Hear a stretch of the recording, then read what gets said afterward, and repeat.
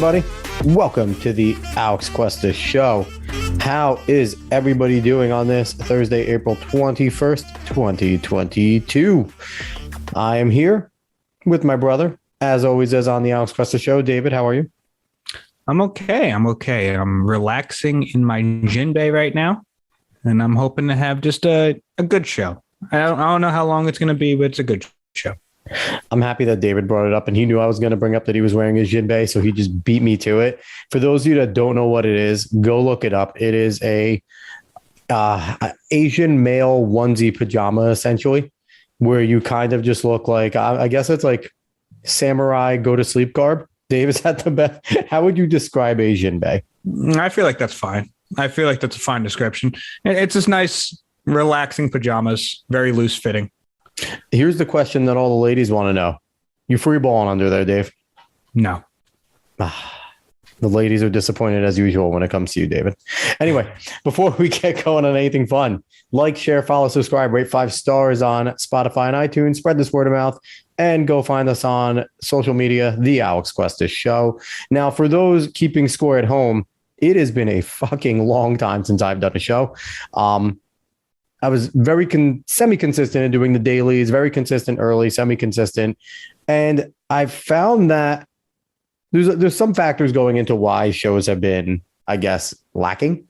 One, having a family is fun. We've been sick for like 3 weeks, battling illness. Kids have been going crazy. So it's been tough to get down here. I record the shows in the evening, so it's been tough to get down at a reasonable time. On top of that, we are potty training. My going to be 2-year-old, and cleaning up piss and shit from the floor all day is not always fun, even though she's finally getting it, which is hooray moments. Also, we are on top of that putting her in her first quote unquote big girl bed, which does not go well if you record in the evenings, because they don't like sleeping outside of their crib, and they get out and they yell and they scream.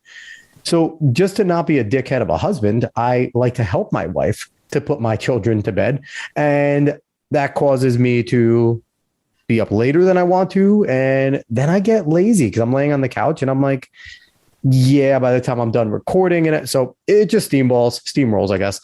So I will try to be better.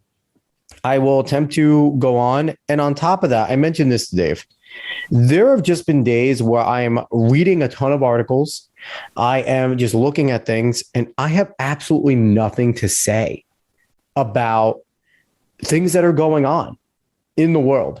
And and I go and I'll scroll through Twitter, and on my Twitter, I follow quite literally everyone. I follow all sorts of sports teams. I follow people on the left, people on the right. I follow a shit ton of Antifa pages. Like, I follow everything. So I see a boatload of everything.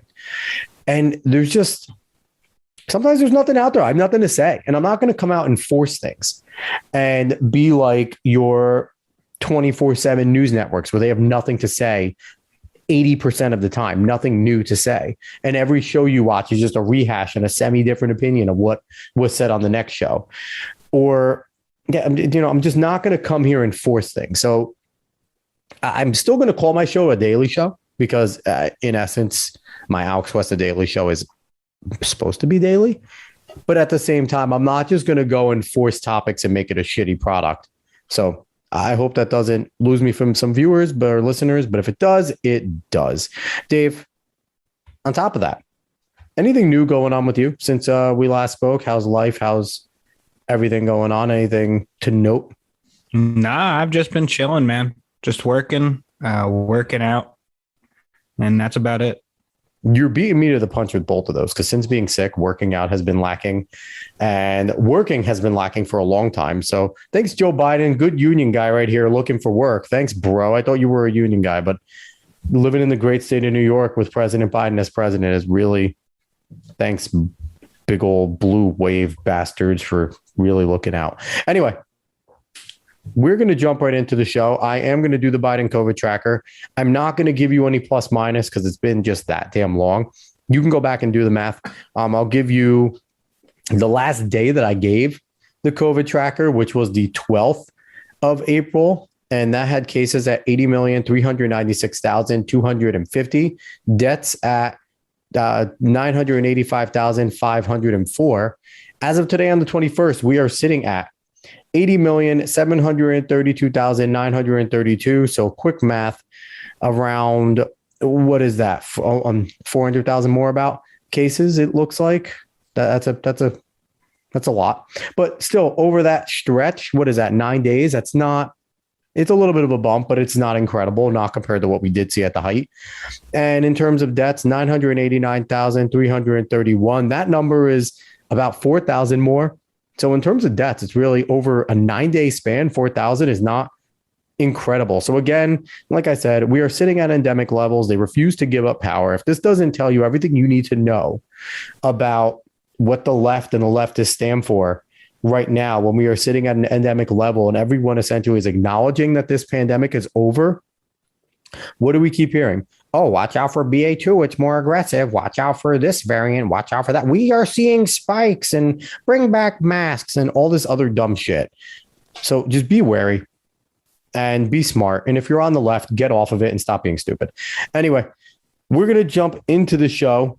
And as always, when me and David do a show together, he decides all the topics because I'm a moron. Obviously, I can't decide fucking topics on my own. I don't do shows regularly. But we're going to jump into some fun. We're going to first start off talking about Florida. Dave, the hell are we still doing? Well, you are semi-South. Are you considered the South in Virginia? Depends on who you ask. If you ask our sister, yes. I mean, anything below the Mason-Dixon line is south to her. Yeah, I mean, anything south of New Jersey is south to our sister. Even Delaware, she hates it all. But I guess I'd argue if you're in Northern Virginia, you're not the South. And if you're in Southern Virginia, you're basically the South. Northern Virginia likes to pretend they're Northeasterners because of DC and everything. They really basically are, honestly. Nova is a bunch of Northeasterners. There's really not much of a difference. So I guess that's it. So really the line of demarcation should be like somewhere in the middle of Virginia, I guess, or splitting up the northern part of Virginia for the rest of it. I feel like they need to move the Mason-Dixon. That would be appropriate. If they want to. Move the Mason-Dixon line. But we are talking about Florida because Florida has easily become, under the governance of Ron DeSantis as the governor, easily become the most based state in the country. And that's not even a question. The things that they have done lately, Dave, to me, it really seems that Ron DeSantis has started his presidential bid now. He is trying to convince the voters that he has the executive experience right now and also the balls to just take on the left, fight for the ideals that people on the right want to see, and really try to push them through and put them into action. What do you see coming from Florida, Dave, from DeSantis? And recently, I guess we should talk about what he did recently with Disney. They went ahead and with his leadership, they have stripped Disney essentially of their self-governance power, along with some tax breaks and things that they've had because of them fighting against the parental rights and education, the terribly nicknamed Don't Say Gay bill. So, Dave, what's your opinion? What's going on in Florida? I like it. I like, the thing is that a lot of people, especially a bunch of milquetoast conservatives, will go ahead and say, hey, maybe that's using governance a little too far. I actually disagree completely, mainly because Disney's actively trying to pushing on state legislation, and that no company should have the power to even try to do that. We've gotten a little bit too lax in believing that companies should just be able to push for whatever legislation they want. And it's good to see someone actually saying, no, you're not allowed to do this. And Disney has been granted a lot of privilege in Florida. Granted, they do bring a ton of money to Florida. People come to Florida specifically for Disney. But the thing is that if you're not going to at least go with what the state kind of wants, then you don't get those privileges anymore. I don't see a problem with a state deciding that.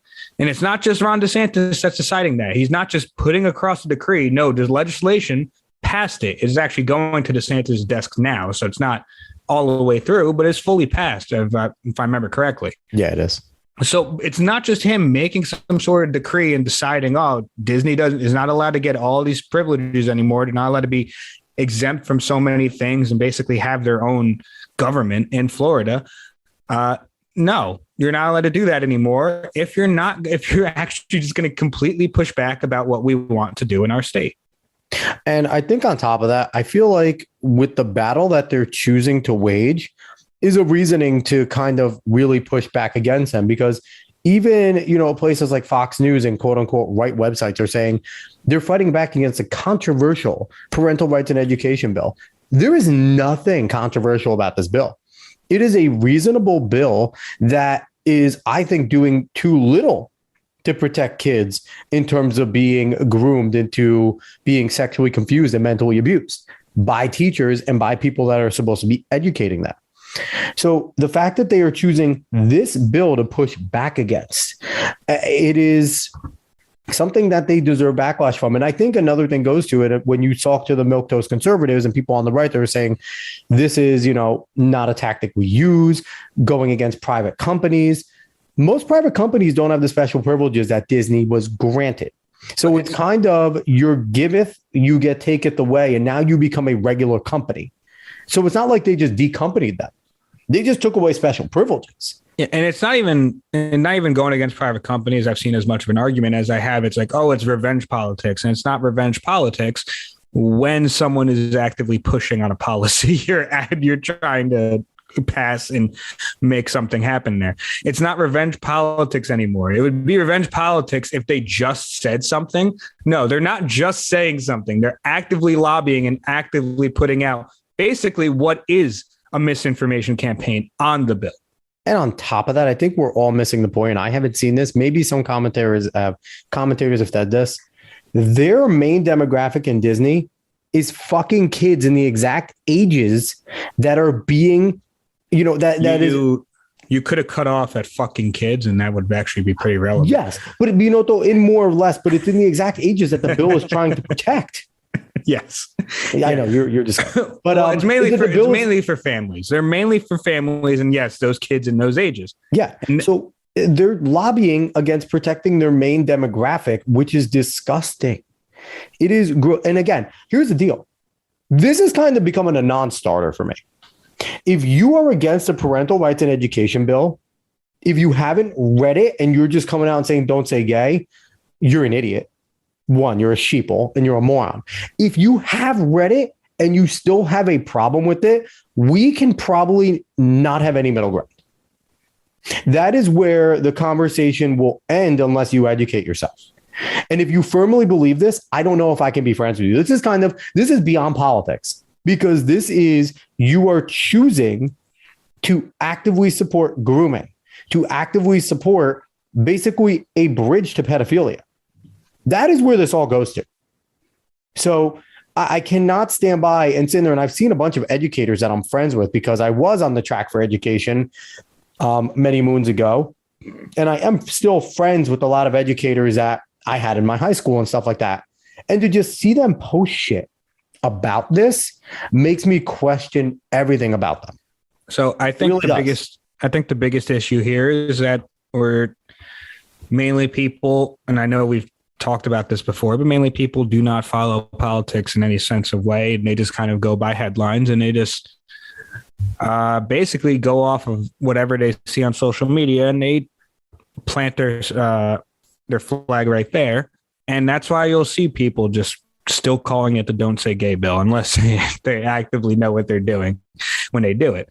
But most of the people that will say that probably have no idea what they're actively fighting for when they're making that argument. They have no idea about the plethora of cases in states like Texas, where kids are basically being, wow, I cannot remember the word. They're basically being not only groomed, but they're actively being abused because I hate to go too much into cases, but just there have been cases where teachers basically pick out kids that are maybe searching a little something different, and they're not even trying to sexually abuse them, but they are trying to make sure that they're mindset goes to whatever the teacher's ideology wants them to be.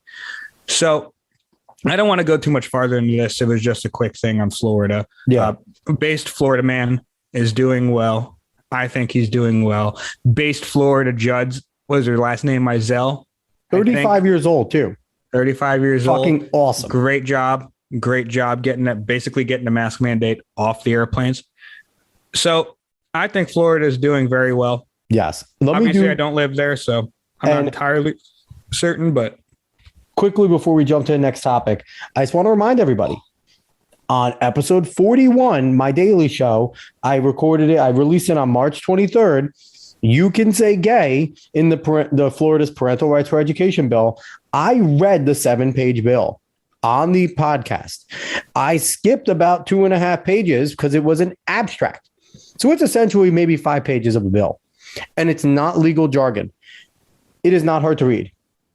I read it. If you were too lazy to read it, go back to the episode 41, Alex West, The Daily Show. Go listen. It is not a difficult bill. It is not a difficult bill to read. It is not a difficult bill to digest. So if you are still ignorant as to what the bill says, please go and Brian Stelter's least favorite words, do your own homework on this. And it is quite literally going to read the bill that was passed. All right. So let's move on from this. Dave, this is a topic you wanted to talk about, and it has less to do with the actual base topic and more to do with kind of like the surrounding, I guess, points, the surrounding lessons, in essence, that come from it. Yeah. I have a specific point of emphasis I kind of want to hit on with this topic. Mainly, I want to talk about the Johnny Depp versus Amber Heard trial. Now, for those of you who don't know, Johnny Depp is suing Amber Heard for defamation, I believe specifically off of an article she wrote in 2018. You can go ahead and read the article yourself. Yeah, the Washington Post. I'm not going to go ahead and bore you and read it here. But the trial has been going on. There's been some highlights of funny moments, I will not lie. And I highly recommend, if you do want to see clips of the trial, or if you even want to see long form, believe me, it is long form. They're like 8-hour days. I would go to Rakita Law. Legal Bites has also been doing long form following of the trial. And they both usually have panels of lawyers watching along, so you could actually get some. I want to say really quick, shout out to Law YouTube for stepping up as much as they did. And I think this has really started. The George Floyd trial kind of broke Law YouTube.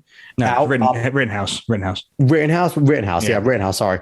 Rittenhouse really broke Law YouTube up. And Law YouTube is fantastic because it really, you get a bunch of really smart people, not to be using the James Lindsay way, but legitimately really smart people that are sitting there, and as you're listening to a trial, they're kind of giving you the play-by-play and explaining to you what the significance of certain things happening in real time. So it's not confusing when a big thing happens, then you read an article and you're trying to figure out why the fuck they're saying this is big.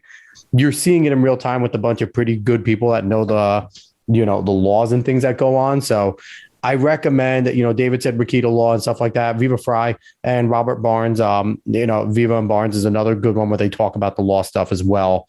But Dave, continue. I just want to give a shout out to Law YouTube because it's been awesome for us common folk. Oh yeah, no problem. I just think it's funny as well. Yeah, most of them there's some pretty funny people. They have good banter, and they also are pretty informative, especially while watching the trial with them. But in this trial, it's basically Amber Heard 6 years ago, I want to say, came out basically saying that Johnny Depp domestically abused her, and that's why she was filing for divorce. And during that time period, after she came out and made that accusation, Johnny Depp basically lost all the roles he had. I know, especially in Fantastic Beasts and Where to Find Them, I believe he was Grindelwald, right? I didn't watch the movies. I'm not gonna lie. Yeah, he was released basically at the end of the first movie. I watched. It's a forgettable series. I'm not gonna lie. Fantastic Beasts is a terrible, terrible addition to the Harry Potter world. But it is terrible, and it sucks because Eddie Redmayne's a good actor. Colin Farrell was in the first one. I love Colin Farrell. Johnny Depp gets kind of revealed in the end. Spoiler alert! It's not a spoiler. It's a terrible movie and a terrible series. But Yeah, he was supposed to be a main character and a huge main villain that's going to kind of carry. And he was supposed to be big in the newest one about the secrets of Dumbledore. He was supposed to be very important. Continue. Yes. But so anyway, he lost things because of it. And you could say, all right, accusation. And it was some terrible accusations, but Depp really didn't get much time to provide evidence on his own. Now, during the time period between then and now, honestly, a lot of stuff's already come out, but even more new stuff has come out during this trial. I will recommend yet again to look into the specifically videos of what's going on in the trial. Don't just trust whatever someone is saying to you about it, because it could be biased in any direction.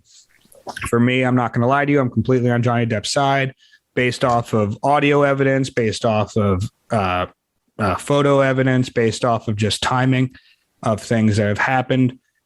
Amber Heard honestly seems like a terrible person and seems like very much seems like an abusive person. That's kind of the point of emphasis I want to get here, is that when it comes to relationships and when it comes to actually dealing with people, certain things could happen, like with Johnny Depp and Amber Heard. You really want to set yourself and how you want yourself to be treated, because off of things that we've heard in audio recordings in this trial, Amber Heard completely admits to hitting him. In fact, in one of the audio recordings, you could hear her, you can hear him say, I didn't like that you punched me. She then specifically says, I didn't punch you. I hit you. It wasn't a punch. He says, don't tell me what a punch is. I know what a punch is. She then goes on to say, oh, yeah, you've been in so many fights. Such a fucking baby. You're such a baby. I only hit you. And other such things. I mean, she's throwing glass bottles at him and basically said, oh, yeah. Oh, but you knocked on the door. And that's basically why. And it's gone back and forth. And it almost seems like in every battle, Johnny Depp, yet again in audio, said he'll run away to the bathroom. She'll go crazy on the door. He'll come back out, fight again. He'll run away to the bathroom. She'll want to fight again. So there was an interesting audio, Dave, where he was kind of talking about it like as a boxing match, where you need breaks in between boxing matches. You don't just go, there's 12 rounds for a reason. And then when things get too bad, the official stops the fight. And he's like basically saying, like, I'm using those as my break between a boxing match. It's hard to watch sometimes. When you're watching it, it is hard to watch Johnny Depp's kind of stoic reaction as he's reliving some of the shit that's going on in the audio. Yeah. And there's more evidence of why I think Amber Heard has been awful as a person. Yet again, go look it up yourself. It's all out there. Trust me. But main topic I want to get on is you don't ever want to be like Johnny Depp. Let's say whether you're a male or female. Yeah. But this is on the foundation of what I believe is true, that Amber Heard is emotionally manipulating him. You do not ever want to be like Johnny Depp and be emotionally manipulated by someone. So what has happened that seems like in this relationship is that you don't want someone to ever come into your life. When they come in, they're a very good person. They're a nurturing person. They're a soothing person. You fall in love with them. But every time there's an argument, they either actually hit you and they actually abuse you, like physically abuse you, or they mentally abuse you. This could be, I know a term that gets thrown around, but this could be like gaslighting, or this could be in any type of way, just actively putting you down. That's another form of abuse. People might not take it like that, but if you are consistently putting someone down, that's going to weigh heavily on their mental. Go ahead. Now, Dave, I have a question, because I think this is something specifically in American culture. You hear comedians make jokes and talk about how women are mental ninjas towards their significant others, how they put things in their back burner, how they keep them there because they know that they could say things to hurt their significant other in the heat of if it's like a legitimate argument. And we see, women make jokes about it. Like, oh, I'm losing the fight, I'm going to throw this out. And it's things that they know are going to mentally hurt their significant other, that is going to kind of shift the battle into a different way that they know is going to make their significant other go off the handle. And again, it happens with men too. Men definitely physically and mentally abuse women, but I feel like it's very frowned upon for men to do. And it is terrible. And, everyone is on the woman's side, like, get the fuck out of that relationship. There is no excuse to stay in it, get out. But when it's happening, oh, my CDs are in the car. I can't leave all those CDs, Dane Cook. Sorry. But when it's happening to a guy, it's kind of, there's the joke that goes with it. It's like, oh, it's just like, oh, you're exactly like your father. I might, that type of thing that they know is going to eat at a guy. And there's whole things, and not to bring up TikTok, because TikTok is another cesspool, but there is a lot of things on TikTok where it's kind of like women talking to other women about stopping doing this shit. And, it's women basically telling other women what they do and why their guys eventually shut down on them and why they become emotionally unavailable and why they stop giving a fuck about them. And it goes along the lines of what you're saying with the strong mental abuse. And I feel like it's a culturally accepted thing in America, that it's expected for men to just sit there and just take it and take any sort of abuse that comes from a woman, whether it's physical, whether it's mental. And, we both listen to It's Slightly Offensive, You Are Here. I know Elijah Schaffer is big on the type of things that men have it more difficult than women in American society, significantly more difficult. And he goes on diatribes about it. And, as a man, we obviously agree probably with him, but it's interesting how they kind of fold into what you're saying in terms of relationships here. Well, it's funny enough you bring that up. There's actually a clip that went around on Twitter very recently of Jada Pinkett Smith in the Red Table. I think I shared it with you. She had, I guess on her show or whatever the hell it is, she has her daughter and her mother on there at all times with her. But they had Wale on and someone else. I don't know who the other person was. I'm not going to lie. Well, it's just a short clip, and Wale is basically saying, like, it's an issue because some people, some significant others, they find your buttons and they push your buttons and they actively try to push your buttons and they keep trying to do it, even when you tell them not to. And then he says, like, it's a bad thing, obviously a bad thing. Jada Pinkett Smith and basically everyone at the table stops him and says, whoa, whoa, whoa, it's not a bad thing. If someone is pushing your buttons, you have to look at yourself and ask why those buttons are being pushed and why it harms you so much. Actively, the words of an abuser. If you want to disagree with me with that, you can. I'm going to tell you that you're wrong every single time, because there is a difference between ribbing and banter. And that's the thing about those jokes. Most of the time, whenever I hear like those jokes, either from male comedian, female comedian, I take it, listen, in marriage and relationships and any kind of couples, there's ribbing and banter that really should happen. It's healthy. It is healthy to make jokes and make fun of each other.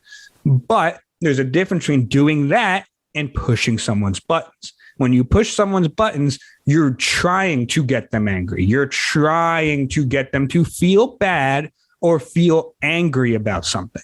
If you're trying to get someone to get in that kind of emotional state, you are trying to hurt them. And you might even be trying to get them to do something to you.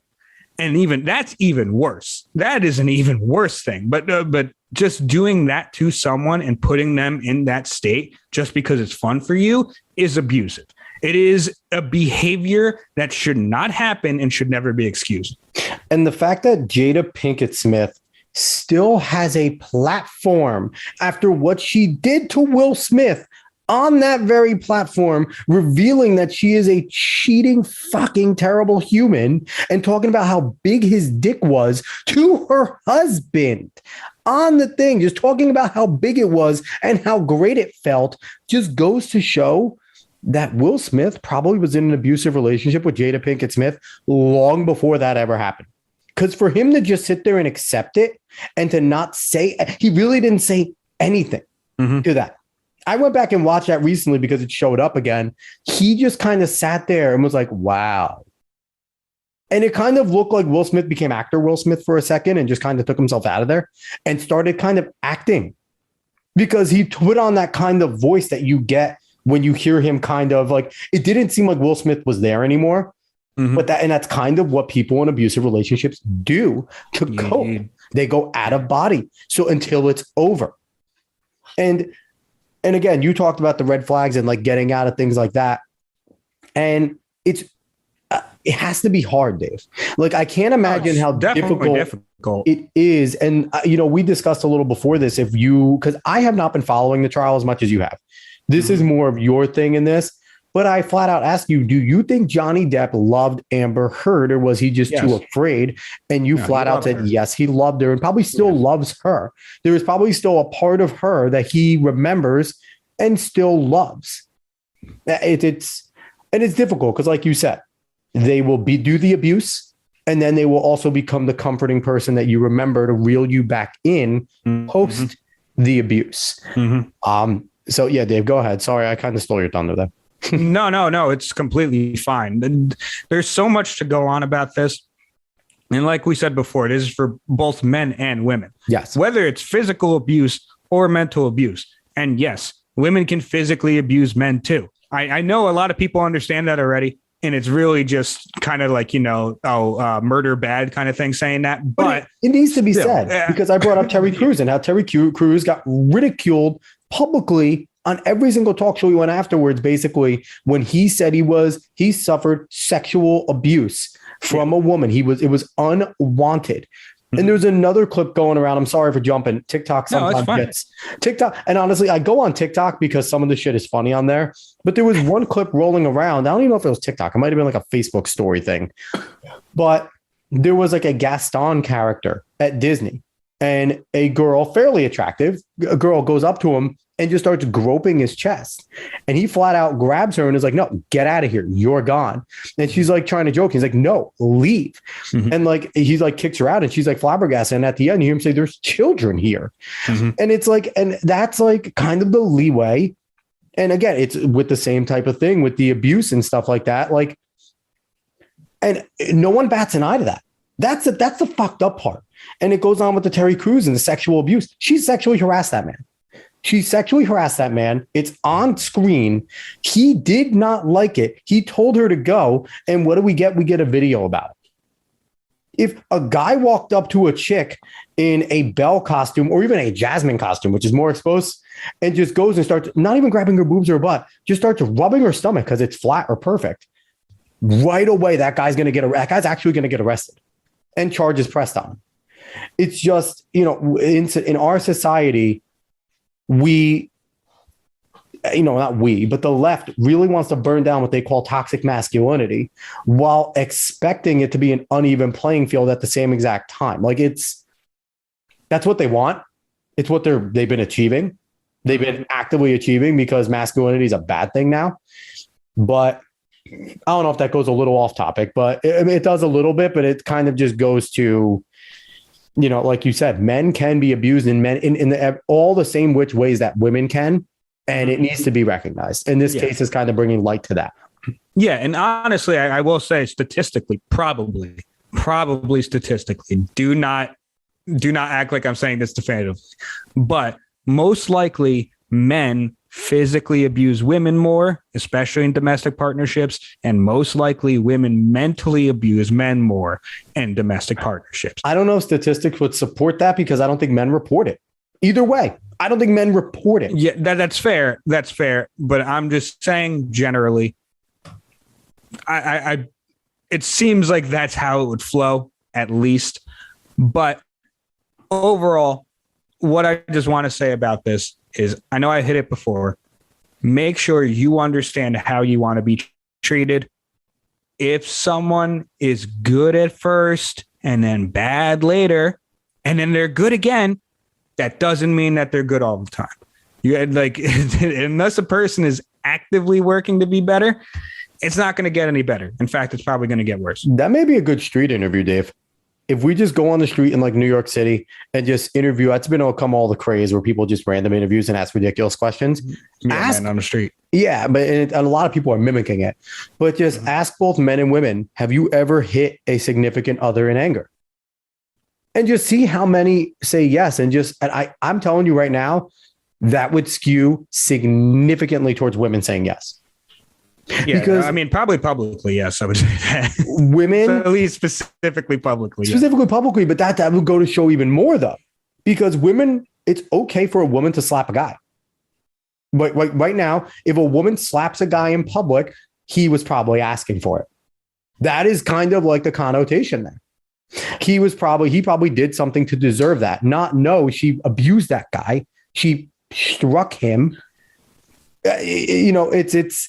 And if a guy goes off and just backhands a girl, what did he do to her? It's always. Yeah. Funny enough, this could play into another topic that we're not talking about tonight, and we won't talk about tonight because I feel like we should finish this up soon. Soon, yes. But it actually flows into another topic of, well, why do we think that way? Because biologically, women are not as strong as men. So what's a woman, Dave? A woman, you're not a biologist. Exactly. But if a woman is going to slap a guy, one, most likely probably won't even hurt like that badly. Also, two, it just doesn't mean as much as a man putting his hands on a woman because he could do damage in a quicker fashion, usually, than a woman can on a man. And we instinctually know this. Thanks for getting us what canceled, we like Dave. To try to say. Yeah. But like what we try to say now to I guess, be empathetic, even though it's not.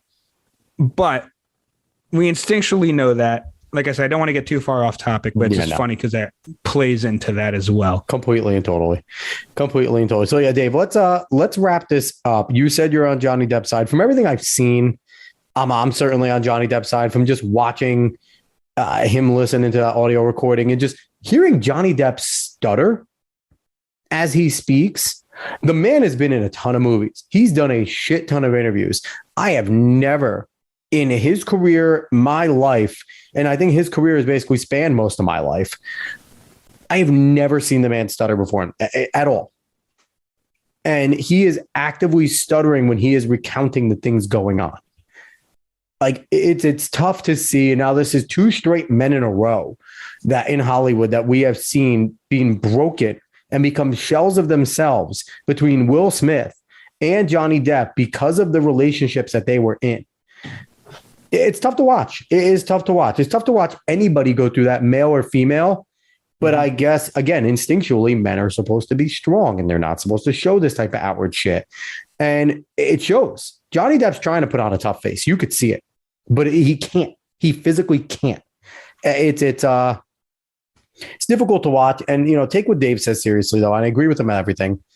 Just look at what's going on. If you're a guy being mentally abused, if you're, more guys being mentally abused, if she finds a way, if you have a legitimate gripe with your significant other and you take it up with her, and instead of actually embracing in that gripe and trying to figure that out, or even arguing it, don't shy away from arguments. Arguments are actually healthy in a relationship. They shouldn't rise to a certain level, but some arguments are good. You want to argue because if you're fighting with your significant other and actually trying to work towards a solution, that means you both give a shit enough about each other to figure out the problem. But if you are engaging in something legitimate, not something petty and stupid, relationship, there's a bunch of nothing fights that occur. But if you're actually engaging in something important to the relationship and your significant other automatically turns around and starts to blame you for something that's not relevant to it at all, then there might be something wrong there. Look for that. That's a red flag. If they cannot embrace you on a certain level, they have no respect for you, then they only want to control you at that point. That is a control thing. They don't want to admit fault. And don't get me wrong, nobody wants to admit fault. And you might be in a relationship where your significant other doesn't specifically say they're sorry, doesn't specifically admit fault, but when they are admitting their fault in their way. It is difficult. But if they are sitting there and trying to work towards a solution with you about problems, then that is a good thing.